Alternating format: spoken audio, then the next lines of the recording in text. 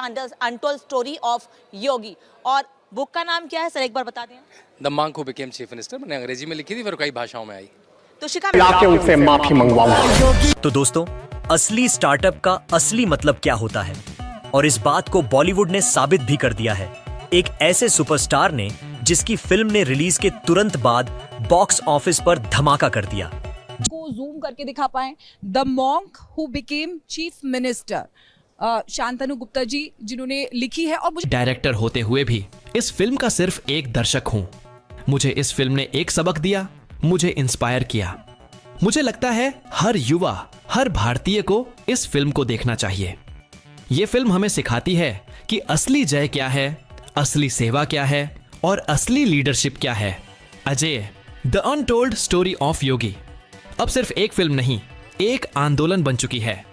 तो दोस्तों, अगर आपको लगता है कि योगी आदित्यनाथ की कहानी सिर्फ एक फिल्म नहीं बल्कि एक प्रेरणा है, मुझे लगता है पहला सवाल उनसे इसलिए होना चाहिए क्योंकि शुरुआत ही जिस जगह से हुई है।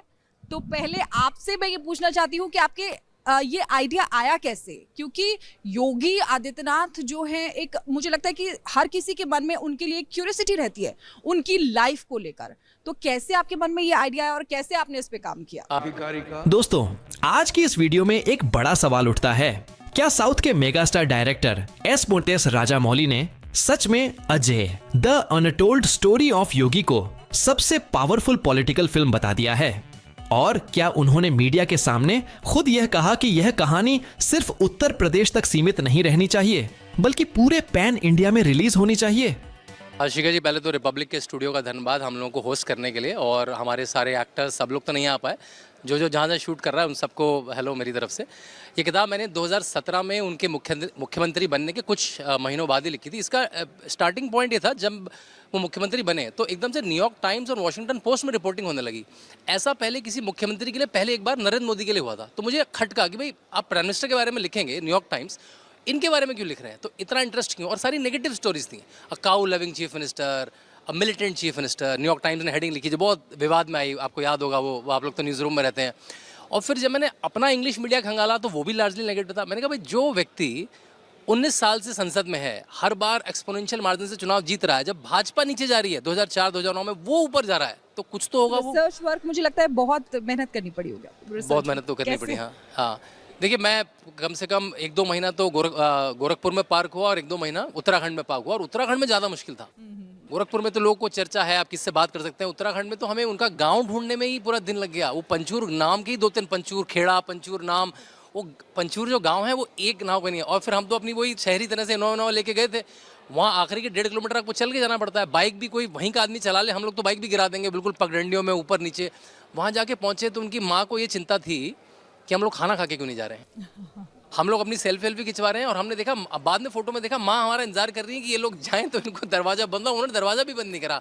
फिर हम उनके पिताजी तो हम नहीं रहे, पिताजी से मिले। एक परचून की दुकान पे 2 घंटा 3 घंटा हम मुख्यमंत्री के पिताजी के साथ बैठे थे। और वो हमें, मतलब मैं तो बार मैंने ट्वीट भी करा कि इस किताब के ऑथर और भी आनंद सिंह बिष्ट हैं, और मेरे ख्याल से इस मूवी के स्क्रिप्ट राइटर असली आनंद सिंह बिष्ट ही हैं, मतलब उनके पिताजी, क्योंकि उन्होंने जो बताया, सोर्स बताया, वही किताब में है, वही उसी के अंश मूवी में है। तो मुझे लगता था कि मतलब इनको पर्दे पे आना चाहिए, इनको किताब में आना चाहिए, इसलिए लिखी। बड़े उनके जीवन को बड़े अच्छे से आपने देखा, समझा, और सबसे अच्छी बात है कि उनके घर जाके, उनके गांव में जाके तमाम चीज़ों को समझा, और पूरी चीज़ें किताब में आपने दी हैं। रविंदर गौतम, क्या आप जानते हो राजामौली ने क्यों कहा कि इस फिल्म से युवाओं को सीखने को मिलेगा कि असली जय जय कैसे किया जाता है और देश से माफिया को कैसे भगाया जाता है? और क्या आपने सुना कि उन्होंने योगी आदित्यनाथ को सिर्फ एक पॉलिटिकल लीडर नहीं बल्कि एक ऐसा इंसान बताया जो लोगों की सेवा के लिए अपना पूरा जीवन समर्पित कर चुका है? सबसे बड़ी बात, राजामौली ने क्यों कहा कि यह कहानी एक ह्यूमन टच के साथ लिखी गई है जो अगली 1000 साल तक याद रहेगी? तो दोस्तों, आज की इस वीडियो में हम खोलेंगे इन सभी सवालों के जवाब। मौली ने योगी आदित्यनाथ के ऊपर बनी film Ajay the untold story of a Yogi, इस फिल्म के ट्रेलर के बाद उन्होंने यह ठान लिया कि अब इस फिल्म को मैं देखकर रहूंगा। दोस्तों, फाइनल यह फिल्म 19 सितंबर को रिलीज हो चुकी है और अब यह फिल्म पूरे भारत में तूफान की तरह चलती जा रही है। दोस्तों, सोचिए, एक ऐसी शाम जब सिनेमा का माहौल ही बदल गया। स्क्रीन पर चल रही थी एक ऐसी कहानी जिसका इंतजार पूरे देश ने किया था। नाम था अजेय, द अनटोल्ड स्टोरी ऑफ योगी। एक फिल्म जो सिर्फ एक कहानी नहीं बल्कि एक सफर है। एक सफर एक ऐसे इंसान का जो संत भी है, नेता भी है और एक सोच का प्रतीक भी।